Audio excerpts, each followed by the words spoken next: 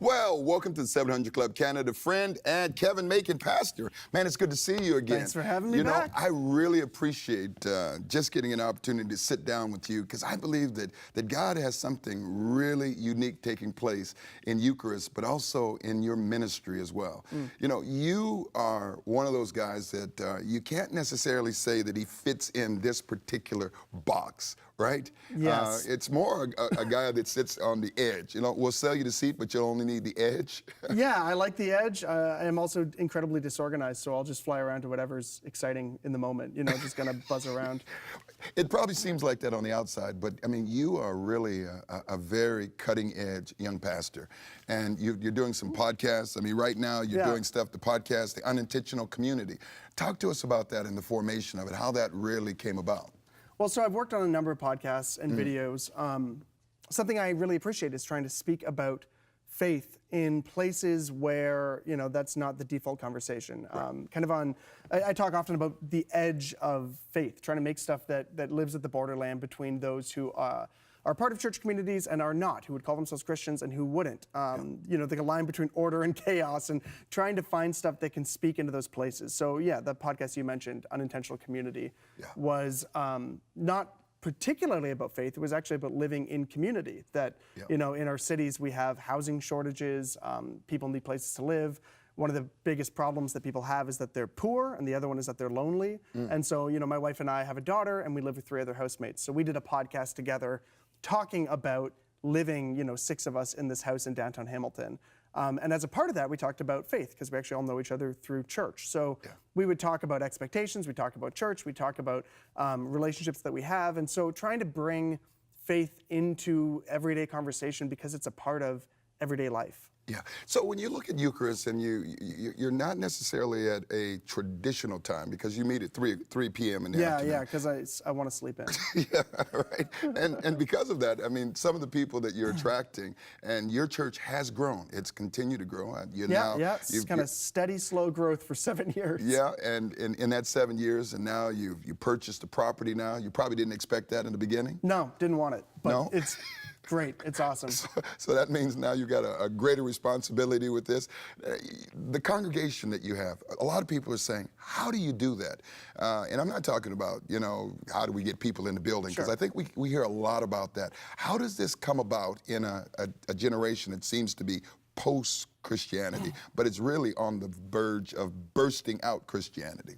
Yeah, I mean, I think people are asking the same questions people have always asked. You know, why am I here? What's the purpose of this? Who loves me? Who do I love?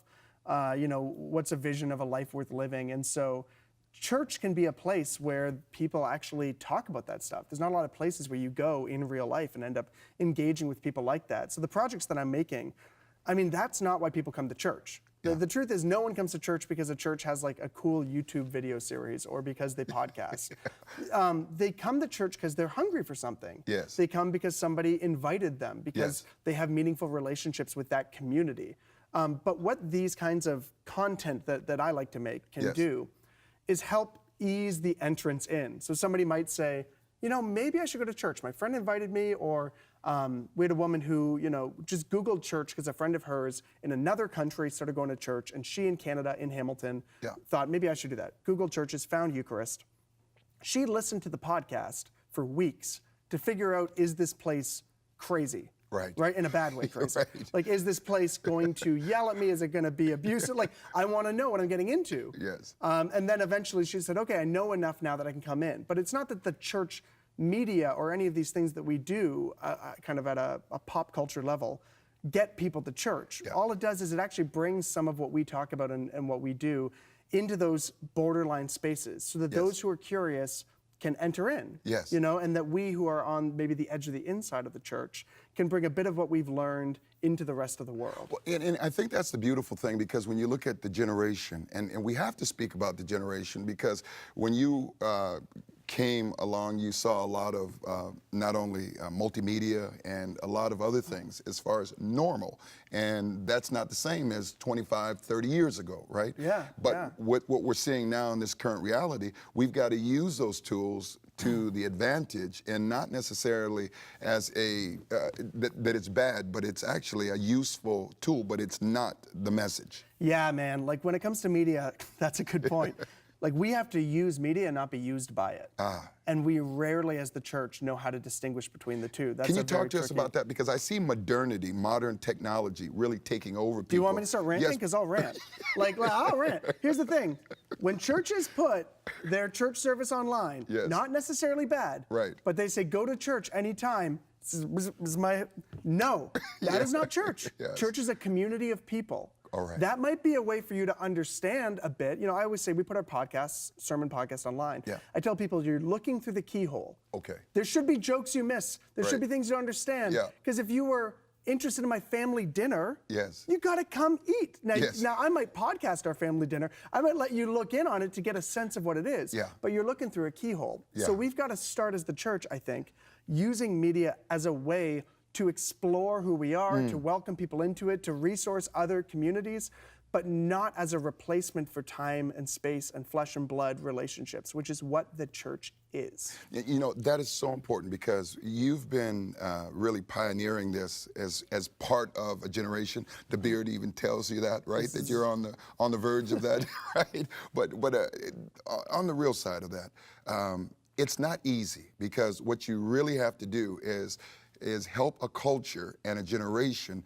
that is used to having, let's say, 56 megabytes or, you know, small dosage and believe that that's enough for me. How do you transition to that they can actually now have this same passion and the same story and now go out and be a part of this adventure changing the world? I mean, it starts with us. It starts with each of us. I'm as addicted to my phone as anybody. Yeah. You know, it's not like, oh, the church, we've got this message for the world. Yeah. You know, the media stuff has hurt us. You know, it's in us. And we are sometimes failing at the relationships around us because of these technologies. So it's got to begin with us saying, how do we become the kind of community that knows how to form deep bonds, that knows how to use media and not be used by media, so that we actually have something to offer the world. You know, if we're living this out, there's going to be so much good fruit coming out of our relationships that people around us are going to say, hey, that's really compelling, tell me more. But if we try to hawk this out like another product, you know, we're going to find that very quickly we are selling something that we have not been invested in ourselves. Yeah. What's the mission arm of Eucharist? What do you do outside of just living on the edge and getting people excited about that? They say, you know, I've been living for me, but now I'm ready to live for others and be other-centered. I mean, the mission of our church community is led by those in our church community.